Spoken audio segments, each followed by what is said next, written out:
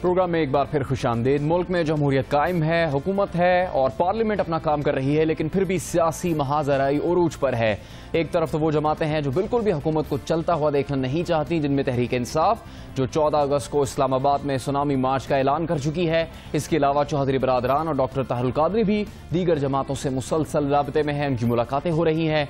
तहरीक इंसाफ के रहनुमा शाह महमूद कुरैशी की चौधरी बरादरान से मुलाकात भी हुई है। इन जमातों पर तनकीद भी की जा रही है। इनकी जानिब से जो ऐलानात और एजेंडा सामने आ रहा है उसको भी सख्त तनकीद का निशाना बनाया जा रहा है। लेकिन इस सब सूरत हाल में नवाज हुकूमत को सियासी सतह पर कई चैलेंजेस का बहरहाल सामना जरूर करना पड़ रहा है। पीपल्स पार्टी और ANP चाहती हैं कि पार्लियामेंट में ही मामलात हल किए जाएं। इसमें जनाब कायदे हिज़्ब इख्तिलाफ जनाब सैयद खुर्शीद शाह की मीडिया से जो गुफ्तगू है उसमें वो कहते हैं कि पार्लियामेंट जब मौजूद है तो फिर फैसले सड़कों पर नहीं होने चाहिए। पाकिस्तान में फौज और अदलिया मजबूत है। खुर्शीद शाह की गुफ्तगू आपको दिखाते हैं। अब उस सिस्टम को अगर कोई डिस्टर्ब करने जाएगा तो हम अपने इक़्तिदार के लालच के लिए, इस कुर्सी के लिए कि हमें जल्दी हुकूमत मिल जाए और चलो ये आए हैं तो ये जाए, फिर हम भी नहीं चल सकते। अल्टीमेटली मार्शल लॉ लगे और फिर सारे 10 साल के लिए पीछे। मगर हम ये कोशिश कर रहे हैं कि ये जमहूरियत डीरेल ना हो। बारी सबको मिलेगी। इमरान खान साहब ने 1 साल इसी पार्लियामेंट में गुजारा, चले कहा कि जी हम मानते हैं सिस्टम को। अब ये कहते भी हम डीरेल नहीं करने जाते। जब आप मेरे भाई डीरेल नहीं करने जाते, आओ पार्लियामेंट मौजूद है, हम खुल के बात करते हैं। मगर जो पार्लियामेंट के होते हुए अगर हम अपने फैसले रोडों पे करने लगे तो फिर तो नेचुरली ये सिस्टम नहीं चल सकता। इसलिए हमें बैठ के इश्यूज को हल करना चाहिए। खुर्शीद शाह ये भी कहते हैं कि वज़ीर आज़म नवाज शरीफ को सबसे मफाहमत के साथ चलना चाहिए। आज तक कोई भी मसला जंग से हल नहीं हुआ है। उन्होंने ये भी कहा कि किसी के बच्चों पर हमला करना घटियापन है। इनफरादी इख्तलाफात से बाहर आकर सोचना चाहिए। फ्रेंडली अपोजिशन का इल्ज़ाम उन पर लगाया जाता रहा, लेकिन पीपल्स पार्टी वो जमात है जिसने सिर्फ जमहूरियत की खातिर हर बात को अपने दौर में बर्दाश्त किया। वो ये कहते हैं कि उनकी समझ से बालातर है कि इमरान खान साहब ने लफ्ज़ सुनामी क्यों चुना है। इनकलाब तो वहाँ आते हैं जहां बादशाहत हो, जबकि सुनामी सिर्फ तबाही और बर्बादी ही लाती है। खुर्शीद शाह कहते हैं कि खान साहब सिस्टम तबाह करना चाहते हैं, जबकि पीपल्स पार्टी ऐसा नहीं चाहती है। इससे पहले सेनेटर एतजाज अहसन भी ताहिरुल कादरी पर तनकीद कर चुके हैं। उनका कहना यह है कि जो जमातें इस इनकलाब की बात कर रही हैं उनको इस पर हैरत और ताज्जुब है और उनके ख्याल में ये इनकलाब टोरंटो वापस ही चला जाएगा। जबकि अवामी नेशनल पार्टी भी इन जमातों के मौक़िफ़ की मुखालिफ है। सेनेटर जाहिद खान रहनुमा ANP वो ये कहते हैं कि लॉन्ग मार्च और धरनों की सियासत करने वाले जमहूरियत के खिलाफ साजिशें कर रहे हैं। इमरान खान से मुताल्लिक तनकीद करते हुए कहते हैं कि वो खैबर पख्तूनख्वा को लावारिस छोड़ चुके हैं। लॉन्ग मार्च और धरनों का नतीजा हमेशा आमरीत ही होता है। उन्होंने ये भी कहा कि जावेद हाशमी साहब इमरान खान को तारीख पढ़ाएं। खैबर पख्तूनख्वा हुकूमत की बात करते हुए कहते हैं कि अवाम की जान माल का तहफ़्फ़ुज़ वो यकीनी बनाए जिस पर वहाँ की हुकूमत अमल नहीं कर रही है, और इस बात पर मजबूर न किया जाए कि बेगुनाहों के कत्ल का मुकदमा इमरान खान और खैबर पख्तूनख्वा के वज़ीर आला परवेज़ खटक के खिलाफ दर्ज करवाना पड़ जाए। बात करते हैं जनाब सेनेटर जाहिद खान साहब से, अवामी नेशनल पार्टी के रहनुमा। जाहिद खान साहब, इमरान खान तो बाज़िद हैं। वो कहते हैं कि 14 अगस्त को वो सुनामी मार्च लेकर पहुंचेंगे। वो इस हुकूमत को चलते हुए नहीं देखना चाहते क्योंकि ये धांधली की वजह से वजूद में आई है। आपकी जमात उनके इस मौक़िफ़ के बारे में क्या राय रखती है? क्या आप उसको ख़तरा समझते हैं जमहूरियत के लिए, इमरान खान के फैसले को? जुनैद, चूँकि इस मुल्क का हिस्ट्री यही है, तारीख़ यही है कि कोई भी तहरीक चली है तो जमहूरी हुकूमतों के हाथ, तो उनके एंड यही हुआ है कि जमहूरियत डिरेल हुआ है। और फिर 10 और 11 साल हम जदोजहद करते रहे, जमहूरियत बहाल करो, जमहूरियत बहाल करो। वो सियासी कारकुन जिनने हमेशा के लिए जमहूरियत के लिए अपनी कुर्बानी दी है। मुझे इमरान खान पे तो खैर इतना नहीं है क्योंकि इमरान खान की सियासी स्ट्रगल इतना नहीं है, उसको इतना इल्म नहीं है कि इस मुल्क के अंदर क्या हुआ है। लेकिन उसके साथ एक सीनियर पॉलिटिशियन है मखदूम जावेद हाशमी की, इसका मैं एहतराम भी करता हूँ। मैं उससे ज़रूर सवाल करूँगा कि मखदूम साहब, आप तो कम से कम उनको समझा देते। आपको तो इल्म है, आप तो स्टूडेंट्स लाइफ से इस मुल्क के अंदर सियासत कर रहे हो। आपने तो इस मुल्क के अंदर ये 60 साल में जो कुछ हुआ आपने देखा कि जो भी तहरीक चली। और ये अजीब सी बात कर रहे हैं, कल मैंने उसके एक लीडर की बात सुना, वो कहते कि जी हम जमहूरियत को डिरेल नहीं करेंगे, हम चेंज लाना चाहते हैं। अब मुझे आप बता दें कि जितने भी तहरीकी चली है, मुझे मखदूम जावेद हाशमी से ज़रूर ये सवाल करनी है کہ آپ مجھے بتا دیں کہ مخدوم جاوید ہاشمی صاحب اس ملک کے اندر جتنے بھی تحریکیں چلی تھی کیا کسی بھی ایک پولیٹیکل لیڈرشپ نے یہ تسلیم کیا تھا کہ ہم جمہوریت کو ڈیریل کریں؟ کہیں بھی نہیں کیا تھا. اس نے ہمیشہ کے لیے یہ کہا کہ عوام کی مشکلات ہیں, عوام کے لیے ہم سڑکوں پہ ہیں اور اس کے نتیجے ہم ریفارمز کریں گے یا جمہوریت کو اچھا کر دیں گے. لیکن اس کا رزلٹ کیا نکلا ہے؟ وہ 60 سال میں پہلے تاریخ دے کے پھر اس تاریخ سے سبق اگر نہیں سیکھے تو اگلے یہی کام ہوگا جو آپ کہہ رہے ہیں. اگر کل وہ آتے ہیں اسلام آباد, اور اسلام آباد آپ کا جو ایک چھوٹا سا شہر ہے جس میں آپ کے فارن ڈپلومیٹس آپ کا ڈپلومیٹس بیٹھے ہیں اور وہ جام ہوتا ہے, تو دنیا کے آپ کیا بتا دیں گے؟ دو ہی باتیں ہیں, اگر حکومت سٹیپ ڈاؤن نہیں ہوتی ہے تو پھر آپ نے دھرنا دینا ہے. اگر سٹیپ ڈاؤن وہ ہوگا تو کس آئین کے کون سا شق کے اندر وہ ہوگا, یہ میرے سمجھ سے باہر ہے. میں کیونکہ ایک سیاسی کارکن ہوں, میں سمجھنا چاہتا ہوں کہ کوئی بھی آئین میں ایسا شق مجھے بتایا جائے کہ جس پہ حکومت کو کہہ دے کہ اب کیونکہ 18 امین 19 اور 20 امین میں. زاہد خان صاحب, آپ کی جماعت طاہر القادری, چودھری برادران یا پھر عمران خان جو بات کر رہے ہیں اس کی تو مخالف ہے, لیکن حکومت کے بارے میں آپ کی رائے کیا ہے؟ کیا آپ اس کی جو کارکردگی ہے اس سے مطمئن ہیں, آپ اس کا ساتھ دیں گے یا پھر آپ اس کو مشورہ دیں گے کہ ان حالات سے کیسے نمٹے حکومت, کیا اقدامات کریں؟ دیکھیے جنید صاحب, ہم حکومت کو تب مشورہ دے سکیں گے جب ہمیں آئین میں کوئی ایسا شک نظر آ جائے کہ جس کے ذریعے جو عمران خان نے مطالبات کیے کہ وہ مطالبات کو پورا کر سکے. میرے خیال میں ایسا کوئی شک نہیں ہے, ورنہ ان کا جو ایک بہت بڑا وکیل ہے حامد خان, وہ کوئی شک, اس کے کل جو میں نے سنا تھا اس نے آخر میں یہ کہا کہ جی وہ جو 4 حلقوں کے جو لوگ کامیاب ہوئے مسلم لیگ نون کی, وہ ٹریبونل میں جائے اور کہتے کہ کھول دے. تو میرے خیال میں ایسا منطق میں نے کبھی سیاست میں نہیں دیکھا ہے. یہ ہم تب اس کو مشورہ ہم اس کو ایک دے سکتے ہیں کہ آپ ان کو روکے نہیں, ان کو آنے دے, اور جب آ جائے گا تو ان کو اپنے اظہار کر کے واپس جانا چاہیے. اگر نہیں جائیں گے تو ساری ذمہ داری ان پہ عائد ہوگی کہ کل اگر کچھ خدا نخواستہ اس ملک سے جمہوریت کا بستر گول ہو جاتا ہے یا ڈیریل ہو جاتا ہے, یا ان نے یہ تہیہ کیا ہوا ہے کہ ہم اس جمہوریت کو آگے چلنے نہیں دیں گے. باقی تو کوئی مجھے آئین میں کوئی ایسے شک نظر نہیں آ رہا ہے کہ جس کے ذریعے آپ حکومت کے کہہ دیں کہ آپ سٹیپ ڈاؤن ہو جائے, کیونکہ کوئی بھی آئین میں کوئی ایسے شک ہوتا تو آپ بھی کہتے ہم بھی کہتے. لیکن مجھے کوئی چیز ہم نے نواز شریف کی پالیسیوں سے بہت زیادہ اختلاف ہے, ہم اس کے اوپر تنقید بھی کرتے ہیں, اس نے وہ چیز ڈیلیور نہیں کر سکے. لیکن اس کا یہ مطلب نہیں ہے کہ اگر ایک بندہ صحیح جمہوریت نہیں, اگر وہ عوام کے مسائل حل نہیں کر سکتے تو ہم کہتے ہیں آپ بستر گول کر دے تو پھر کل کوئی اور آ جائے گا وہ کہتے گول کر دے, تو پھر تو جمہوریت نہیں رہی نا. اب عوام نے ان کو مینڈیٹ دیا ہے, خیبر پختونخوا میں ان کو دیا ہے, سندھ میں پیپل پارٹی کو دیا ہے, پنجاب اور مرکز میں مسلم لیگ نون کو دیا ہے, وہاں پہ نیشنلسٹوں کو دیا بلوچستان میں. اب ان کو یہ تسلیم ہمیں کرنے چاہیے یہ مینڈیٹ, ٹھیک ہے یا غلط ہے اس پہ ہم نہیں جاتے, بہت سارے اعتراضات ہیں, سب کو اعتراضات ہیں, لیکن کیا ہم یہ جو موجودہ جو جمہوریت ہے ہم سمجھتے ہیں کہ جمہوریت کے بغیر یہ ملک چل نہیں سکتا ہے. اور اس وقت جو ملک کا صورتحال ہے میرے خیال میں اس میں تو اتفاق. چلے زاہد صاحب, عمران خان اگر آپ کے خیال میں غلط راستے پہ چل رہے ہیں, کوئی کسی کی بات نہیں سن رہے, جاوید ہاشمی بھی انہوں نہیں سمجھا پا رہے, تو آپ کوئی مشورہ دیں گے عمران خان کو کہ وہ احتجاج, دھرنے اور مارچ کا جو سوچ رہے ہیں اس کے علاوہ کوئی دوسرا راستہ اختیار کر لیں؟ دیکھیں جی, عمران خان کو ہمارا مشورہ ہے کہ پارلیمنٹ موجود ہے, پارلیمنٹ میں ایک کمیٹی بن رہی ہے اور اس کمیٹی کو وہ بالکل سپورٹ کرے, اور اس کمیٹی میں ہم لوگ بھی ہیں, سارے پولیٹیکل پارٹیز ہوں گے, اور سب یہ لوگ چاہتے ہیں کہ اصلاحات ہو اور یہ جو ہمارے الیکشن کمیشن کی کمزوری ہے اس کو دور کیا جا سکے. لیکن اس کا ایک ہی طریقہ یہ کہ ہم جو قانونی حیثیت وہ اختیار کرے, ہم آئینی حیثیت اختیار کرے, ہم پارلیمنٹ کے ذریعے اس کو کر سکے. ہمیں یہ عمران خان کو ہم یہ مشورہ ضرور دیتے کہ اس سے مسائل حل نہیں ہوں گے. اگر آپ دھرنا دے دیں گے, اگر آپ جلوس نکالیں گے اور آپ خدا نخواستہ کل اس جمہوریت کو ڈیریل ہو جائے گا تو نہ عمران خان کو فائدہ ہے نہ عمران خان کی پارٹی کیوں ہے, کیونکہ عمران خان کی پارٹی تو ابھی نہیں ہے. اور میں تو پھر جاوید ہاشمی صاحب سے بات کرتا ہوں اور میں ریکویسٹ کرتا ہوں کہ یار کم سے کم آپ تو سینئر آدمی ہیں, آپ سمجھا دیا جائے, کیونکہ اس سے ایک اچھا نتائج نہیں نکلے گا. عمران خان صاحب ہمارے صوبے پہ توجہ دے. میں آج بھی ابھی آپ کی ٹی وی کا میں سن رہا تھا, ایک اینکر وہاں سے لوگوں سے پوچھ رہے تھے, وہ کہتے جی منسٹر تو اس کے سارے کرپٹ ہے, وہ آتے نہیں. ایک بندہ بول رہا تھا, وہ بہت بڑا آدمی تھا جو اس پہ بول رہا تھا, اور ہم کئی دنوں سے کہہ رہے, کئی مہینوں سے کہہ رہے کہ ہمارے جو پشاور کے مضافات ہیں وہ دہشت گردوں کے قبضے میں چلے گیا. اور اس کے واقعات آپ نے دیکھا تھا جب اب یہ ایروپلین جو ہمارے مسافر جہاز जहाज़ उतर रहा था उस पर गोलियाँ चला देगी। और बेहिसी के आलम देखो कि इनका जो इंफॉर्मेशन मिनिस्टर है वो कहते कि हम खुशियों में गोलियाँ चलाते, तो क्या हम इतना पागल है पुख्तून कि हम जहाज़ को नहीं देखते कि हम गोलियाँ चला रहे? तो ये उनकी बेहिसी है। यही है कि हम खामोश है। हम इसलिए खामोश है कि हम कहते कि कल ये ना कहे कि मुझे काम नहीं करना दिया गया, जिस तरह ये नवाज शरीफ को कहते हैं। नवाज शरीफ कहते हैं कि जी हमें काम करने नहीं दे रहा है। तो हम अपने सूबे के हालात इसलिए ख़राब नहीं करवाना चाहते कि कल इनके पास बहाना ना हो कि हमें NP ने या कोई जो हमारा पोजीशन थे उसे हमें काम करने नहीं दिया।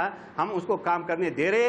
मेहरबानी करके वहाँ तवज्जो दे, लैंड ऑर्डर सिचुएशन को ठीक करे। ये जो हमारे खून बह रहा है, हमारे 100 से ज़्यादा कारकुन और लीडर शहीद हुए हैं, तो इस पे तवज्जो दे। हमें अमन चाहिए, अमन दे दे। आप तो कह रहे थे कि जी हम 90 दिन 60 दिन में अमन लेके आएंगे, तो हमारे सूबे में अमन का नाम के कोई चीज़ ही नहीं है। तो ये जिम्मेवारी इमरान खान साहब की है। हमारे उसको ये मशवरा है कि ज़रा ज़्यादा तवज्जो सूबे पे दे दे। बहुत बहुत शुक्रिया। सेनेटर जाहिद खान सख्त तनकीद कर रहे थे पाकिस्तान तहरीक इंसाफ पे, लेकिन वो ये भी कहते हैं कि इमरान खान और इनकी 7 दीगर सियासी जमातें अगर आईनी और कानूनी रास्ते अख्तियार करेंगी तो उनकी जमात भी इनका साथ देगी। बात करेंगे हुकूमत को दरपेश चैलेंजेस से मुतालिक। एक तरफ खुशाइंद ऐलानात और मंसूबे हैं, तो दूसरी जानिब बहुत ही बड़ा चैलेंज मुल्क में बिजली का बहरान है, जो फिलहाल हल होता नजर नहीं आ रहा, क्योंकि शॉर्टफॉल 7000 मेगावाट से भी ज्यादा है और ये मसाइल बढ़ते चले जा रहे हैं। गर्दिशी कर्जों की सूरत हाल क्या है, इसी पर तफसीली बात करेंगे इस कमर्शियल ब्रेक के बाद।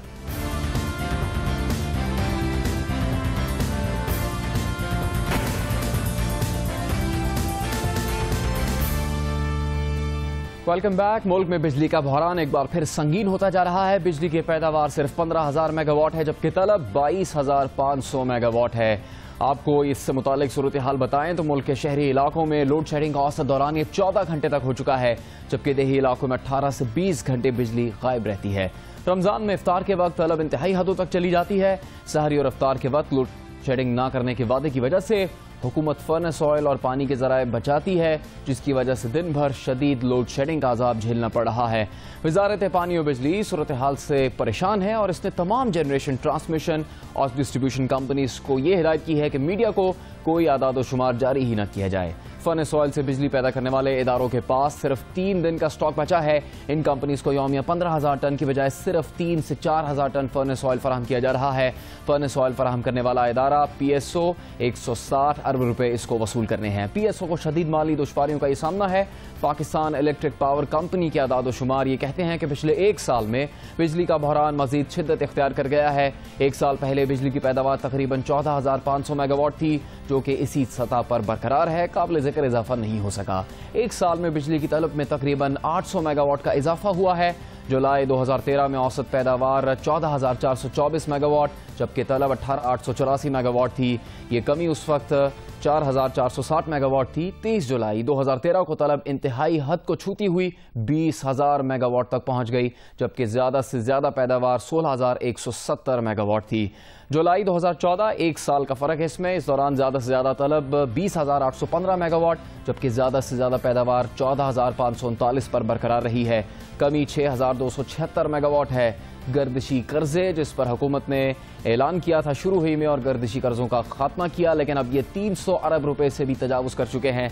बिजली पैदा करने वाले इदारों को 22000 टन फर्नेस ऑयल फराहम किया जा रहा है, जबकि ये तलब 36000 टन है। हुकूमत ने 425 मेगावाट के नंदीपुर पावर प्रोजेक्ट का इफ्तिताह कबल अज़ वक्त किया। इफ्तिताह के कुछ ही दिन के बाद ये प्लांट बंद हो गया। नंदीपुर पावर प्लांट में फर्नेस ऑयल का इस्तेमाल होना था, लेकिन इसे डीजल पर चलाया जा रहा है। ये मुश्किल हालात किस वक्त बिजली का बहरान ख़त्म होगा या इसमें खातिर खा कमी हो सकेगी और आवाम को कुछ रिलीफ मिल सकेगा, हुकूमत की जानिब से भी कोई हौसला अफजा बयानात नहीं दिए गए हैं। इसी पर बात करेंगे नुमाइंदा जियो न्यूज़ जवाद मलिक से। जवाद, बिजली की पैदावार और इसकी खपत की जो तफसील आ रही है सामने, वो तो इतनी हौसला अफजा नहीं है, काफ़ी मुश्किलात इसमें नज़र आती हैं।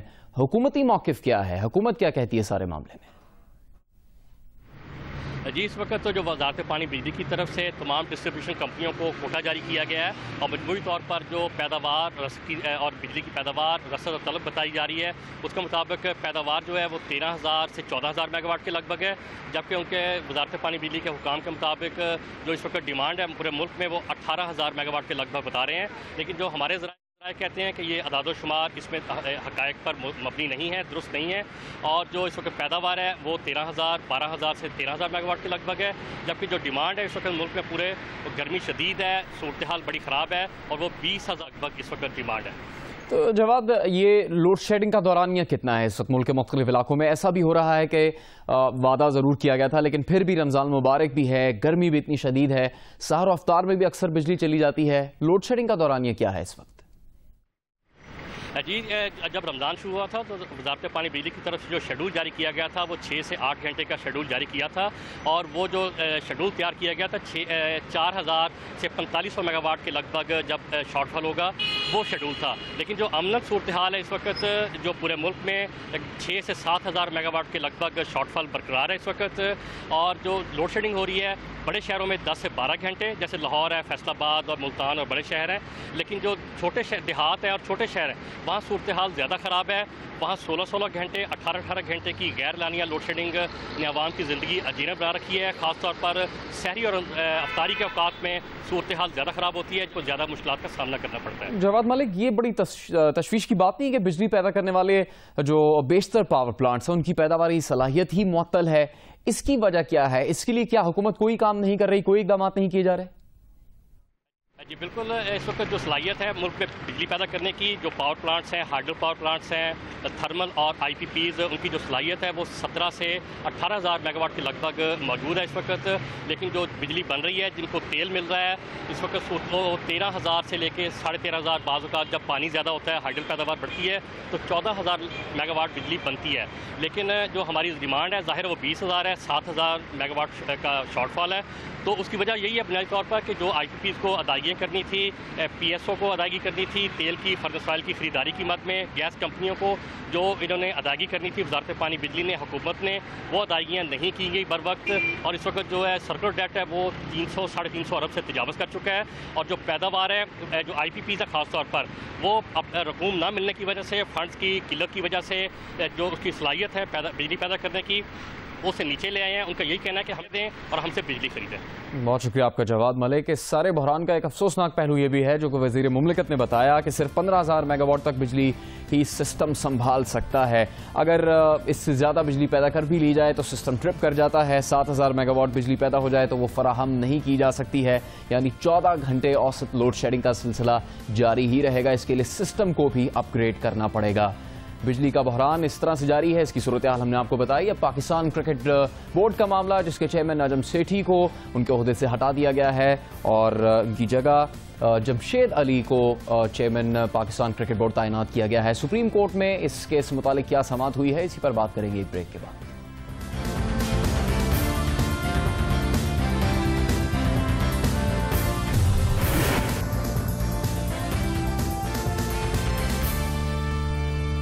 Welcome back. Pakistan cricket board کا معاملہ ابھی تک عدالتوں میں ہی ہے۔ نجم سیٹھی کو چیئرمین پاکستان کرکٹ بورڈ کے عہدے سے ہٹایا گیا ہے۔ چیئرمین پاکستان کرکٹ بورڈ کی تعیناتی سے متعلق کیس کی سماعت سپریم کورٹ میں ہوئی۔ سماعت جسٹس انور ظہیر جوالی اور جسٹس ثاقب نثار پر مشتمل 2 رکنی بینچ نے کی ہے۔ Attorney general Salman Aslam but نے پاکستان کرکٹ بورڈ کے نئے آئین کا نوٹیفیکیشن سپریم کورٹ میں پیش کیا ہے۔ نجم سیٹھی کو چیئرمین پی سی بی کے عہدے سے ہٹا کر جسٹس ریٹائرڈ جمشید علی شاہ کو قائم مقام چیئرمین پی سی بی اور چیف الیکشن کمشنر بنایا گیا ہے۔ کہا یہ گیا ہے کہ وہ 30 دن میں کرکٹ بورڈ میں انتخابات کروائیں گے۔ اٹارنی جنرل نے عدالت کو یہ بھی بتایا کہ پاکستان کرکٹ بورڈ کے نئے آئین کی منظوری وزیر اعظم نے دے دی ہے اور اس ضمن میں بورڈ میں انتخابات کروائے جائیں گے۔ جمشید علی شاہ کی زیر نگرانی 10 رکنی نئی گورننگ باڈی 30 دن کے اندر پاکستان کرکٹ بورڈ کے الیکشن کروائے گی، اور یہ کہ حکومت نے چیئرمین کے لیے نجم سیٹھی اور اقبال عمر کے نام بھی تجویز کر دیے ہیں۔ اٹارنی جنرل نے عدالت میں یہ کہا کہ بطور ممبر گورننگ باڈی نجم سیٹھی صاحب پر انتخاب لڑنے کی کوئی پابندی نہیں ہے۔ نجم سیٹھی کا نام تجویز کیے جانے پر ذکا اشرف کے وکیل امتیاز صدیقی نے اعتراض بھی اٹھایا، تو اس پر عدالت نے اٹارنی جنرل کو یہ ہدایت کی کہ وہ وزیر اعظم سے یہ پوچھیں اور پھر بتائیں کہ کیا نجم سیٹھی کی جگہ کسی اور کو شامل کیا جا سکتا ہے یا نہیں۔ جنرل نے عدالت سے یہ استدعا کی کہ نجم سیٹھی کی گورننگ باڈی میں شمولیت پر اپنا موقف جمعے کی صبح تک حکومت کی جانب سے بتا دیا جائے گا۔ اس کے بعد یہ سماعت ملتوی کی گئی ہے۔ اسی معاملے پر بات کریں گے senior sports journalist Abdul Majid بھٹی سے، جو کہ جیو سپر پر پروگرام ٹھنڈا گرم کے میزبان بھی ہیں۔ ماجد بھٹی صاحب، جو ترمیم کی گئی ہے پاکستان کرکٹ بورڈ کے نئے آئین میں، جس کا آج عدالت میں بھی ذکر ہوا، پھر اتنا بڑا فیصلہ بھی حکومت نے کیا ہے، آپ مؤثر سمجھتے ہیں ان ترامیم کو؟ بہتری آئے گی کیا اس سے؟ دیکھیں، آئین کا ابھی تک مکمل مسودہ جو ہے وہ ہمارے سامنے نہیں آیا، لیکن جتنی اطلاعات ہمیں ملی ہیں اور کچھ سیٹھی صاحب نے جو ہمیں بتایا کہ پاکستان کرکٹ بورڈ کے اس آئین کو ڈیموکریٹک بنانے کی کوشش کی گئی ہے. کوشش یہ کی گئی ہے کہ پاکستان کرکٹ بورڈ کے چیئرمین جن کا ماضی میں تقرر جو ہے وہ پی سی بی کے پیٹرن جو پہلے صدر پاکستان ہوتے تھے پھر پرائم منسٹر بنے تو پیٹرن نامزد کرتے تھے پی سی بی کے چیئرمین کو. اب پی سی بی کے چیئرمین کا تقرر ہوگا ووٹنگ کے ذریعے. جو پی سی بی گورننگ بورڈ کے ممبرز ہیں وہ ووٹ کے ذریعے چیئرمین کو منتخب کریں گے. لیکن جو سب سے اہم چیز ہے اس نئے آئین میں وہ یہ ہے کہ اس آئین میں اکاؤنٹیبلٹی کا پروسیس رکھا گیا ہے چیئرمین کے لیے. ماضی میں ہم نے دیکھا ہے کہ چیئرمین کرکٹ بورڈ سیاہ سفید کے مالک ہوتے ہیں, لاکھوں ڈالرز جو ہیں ان کے ڈسپوزل پر ہوتے ہیں. جب وہ عہدہ چھوڑتے ہیں ان کے بارے میں اسکینڈلز تو بہت سارے منظر عام پر آتے ہیں لیکن چیئرمین کی اکاؤنٹیبلٹی نہیں ہو سکتی. لیکن اب یہ کوشش کی گئی ہے کہ چیئرمین کو اکاؤنٹیبل کیا جائے, اس کا احتساب کیا جائے. لیکن مسئلہ یہ ہے کہ 1995 سے اب 2014-19 سال میں پاکستان کرکٹ بورڈ کا یہ چوتھا آئین ہے. یہ پتہ نہیں ہے کہ اس آئین کی میعاد کیا ہے, کیا یہ آئین مستقل طور پر رہے گا یا اس میں مزید ترامیم کی جائیں گی. پاکستان کرکٹ کو بہتری کے لیے مزید کیا اقدامات اس آئین کے ذریعے کیے جائیں گے. لیکن بہرحال پاکستان کرکٹ بورڈ نے کافی اس پر ہوم ورک کیا ہے, ٹیکنوکریٹ سے بھی اس پہ مشاورت کی ہے. جو پاکستان کرکٹ بورڈ کے فارمر چیئرمین ہیں ان کی مشاورت بھی لی گئی ہے, آئی سی سی سے بھی رائے لی گئی ہے. دنیا کے جو ٹیسٹ کھیلنے والے ممالک ہیں ان کے آئین کو بھی سامنے رکھا گیا ہے. تو ایک یہ مکس پلیٹ ہے. لیکن دیکھنا یہ کہ جو پاکستان کرکٹ کا ایک کلچر رہا ہے, اس مکس پلیٹ کے اثرات جو ہیں وہ کس طرح سامنے آتے ہیں. کیا اتنا یہ آئین مؤثر ہو سکتا ہے جس کے دعوے کیے جا رہے ہیں؟ کیونکہ ہر دور میں جو کرکٹ بورڈ کا چیئرمین آتا ہے وہ یہی کہتا ہے کہ اس بار جو ہے وہ ایک بے رحم احتساب ہوگا. کرکٹ بورڈ میں جس نے پیسے کھائے ان سب سے پیسے وصول کیے جائیں گے, لیکن آج تک ایک پائی بھی کسی نے واپس نہیں کی. ماضی صاحب, جسٹس ریٹائرڈ جمشید علی خان کو عبوری چیئرمین پی سی بی تعینات کیا گیا ہے, ان کے بارے میں بتائیے گا. دیکھیں, justice Jamshed Ali Khan supreme court of Pakistan کے فارمر جج ہیں. 2007 میں جب اس وقت کے ملٹری ڈکٹیٹر پرویز مشرف نے جن پاکستانی ججوں کو حراست میں لیا تھا افتخار چودھری سمیت, تو اس کے اندر جمشید علی خان بھی شامل تھے. اور جمشید علی خان کا اگر ہم کرکٹنگ بیک گراؤنڈ دیکھیں تو فارمر فرسٹ کلاس کرکٹر ہیں, کرکٹ کی اچھی نو ہاؤ رکھتے ہیں. جو کرکٹ بورڈ کے ذرائع ہیں وہ بتاتے ہیں کہ ان کا بہت زیادہ ایکسپیرینس ہے ڈرافٹنگ کے حوالے سے. اسی لیے پاکستان کرکٹ بورڈ کا جو موجودہ آئین ہے وہ جسٹس جمشید علی خان نے ہی ڈرافٹ کیا ہے. پچھلے کوئی 5-6 مہینے سے جسٹس جمشید علی خان اس آئین پر کام کر رہے تھے. لیکن اب اس آئین کو بنانے والا اپنی نگرانی میں ہی الیکشن کروا رہا ہے. تو دیکھنا ہے کہ کتنی کامیابی سے وہ اس الیکشن کو کروا سکتے ہیں. کیونکہ ہمارے ہاں ہر بار الیکشن تو ہو جاتے ہیں لیکن الیکشن کے بعد اس کے نتائج کو تسلیم کرنے کے حوالے سے جو معاملات سامنے آتے ہیں وہ بہت گمبھیر ہیں. بہرحال کرکٹنگ بیک گراؤنڈ تو جسٹس جمشید علی خان کا بہت ہے, مشہور قانون دان بھی ہیں. لیکن اب دیکھنا ہے کہ کرکٹ ایڈمنسٹریٹر کی حیثیت سے وہ 1 ماہ کا جو عرصہ ہے کس قدر اپنے جوہر دکھا پاتے ہیں. بہت شکریہ ماجد بھٹی صاحب, کرکٹ بورڈ کی تازہ ترین صورتحال پر اپنا تجزیہ دے رہے تھے. اسی کے ساتھ ہی یہ پروگرام اپنے اختتام کو پہنچتا ہے. کامران خان صاحب کی نجی مصروفیت کی وجہ سے اس پروگرام کی میزبانی کی ذمہ داری مجھ پر تھی. اجازت دیجیے, اللہ حافظ.